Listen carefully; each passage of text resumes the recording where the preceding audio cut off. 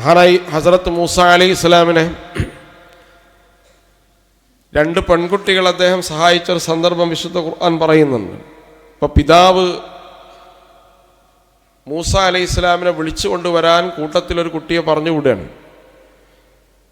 അങ്ങനെ പിതാവിൻ്റെ അടുത്തേക്ക് മൂസ അലൈഹിസ്സലാം വന്നപ്പോൾ മൂസ അലൈഹിസ്സലാമിനെ കുറിച്ച് ഈ കുട്ടി പറയുന്നുണ്ട്, മൂസ അലൈഹിസ്സലാം കവിയും അമീനുമാണ്. ഏത് ജോലിക്കാരനെടുക്കുമ്പോഴും ഈ രണ്ട് ക്വാളിറ്റി അനിവാര്യമാണ്. കച്ചവട സ്ഥാപനത്ത് ജോലിക്ക് വെക്കുമ്പോൾ അയാൾ കവിയാണോ എന്ന് നോക്കണം, അമീനാണോ എന്ന് നോക്കണം. ബിസിനസ് സംരംഭത്തിൽ ഒരാളെ പാർട്ട്ണറായി ചേർക്കുമ്പോൾ അദ്ദേഹം കവിയാണോ അമീനാണോ എന്ന് നോക്കണം. കവി എന്ന് പറഞ്ഞാൽ ഏൽപ്പിക്കണ കാര്യത്തിന് ആവതുള്ള മനുഷ്യനാണ് നോക്കുക. അമീൻ എന്ന് പറഞ്ഞാൽ വിശ്വസ്തനാവുക. അത് വിശ്വാസികളെല്ലാവരും അമീനാവണം, വിശ്വസ്തനാവണം.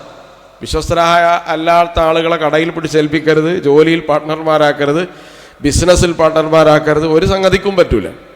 അപ്പം കവിയും അമീൻ മൂസ അലൈഹിസ്സലാം ഇത് രണ്ടുണ്ടായതുകൊണ്ട് ധൈര്യപൂർവ്വം ജോലിക്ക് വെക്കാൻ ആര് തയ്യാറായി? ഈ കുട്ടികളുടെ പിതാവ് തയ്യാറായി. അപ്പം ഇത് എല്ലാ വിശ്വാസിക്കും ഉണ്ടാവേണ്ട ക്വാളിറ്റിയാണ് അമീനാവുക എന്ന് പറയുന്നത്, വിശ്വസ്തനാവുക എന്ന് പറയുന്നത്. വിശ്വസ്തത എന്ന് പറഞ്ഞാൽ അമാനത്ത് സൂക്ഷിക്കണാൽ വിശ്വസ്തത. ആള് നുണൊന്നും പറയില്ല, സത്യം മാത്രമേ പറയൂ എന്നത് മാത്രമല്ല അമീൻ്റെ അടിസ്ഥാനം. അമാനത്ത് കൈകാര്യം ചെയ്യാൻ അറിയുന്നവനാണ് അമീൻ എന്ന് പറയുന്നത്. എന്താണ് അമാനത്ത്? കടയിൽ ക്യാഷർ ഇല്ലാത്ത സമയത്ത് ആ ക്യാഷിലൊന്ന് ഇരിക്കുമെന്ന് പറഞ്ഞാൽ ക്യാഷിലിരിക്കണ വലുപ്പും സ്വൽപ്പും ആരുടെ അമാനത്തിലായി? എൻ്റെ അമാനത്തിലായി. അതേപോലെ തന്നെ നമുക്കറിയാം, ഏതെങ്കിലും ഒരു ജോലി ഒരാളെ ഏൽപ്പിക്കുമ്പോൾ ആ ജോലിയാണ് അയാളുടെ അമാനത്ത്. എല്ലാ വിശ്വാസിയും അമാനത്തുള്ളവരാണ്.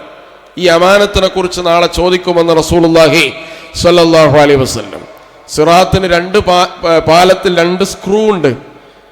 സ്വർഗത്തിലേക്ക് മുറിച്ചു കടക്കാനുള്ള പാലത്തിന് 2 സ്ക്രൂ കൊണ്ടാണ് അത് ഫിറ്റ് ചെയ്തിട്ടുള്ളത് എന്ന് റസൂലുള്ളാഹി പറയാണ്. അതിലൊന്നാമത്തെ എന്താണ്? സിലത്തുർ റഹിം, കുടുംബബന്ധം ചേർക്കലാണ്. കുടുംബബന്ധം ചേർക്കാത്ത ഒരാൾക്ക് അതിൽ കാല് വെക്കാൻ കഴിയില്ല.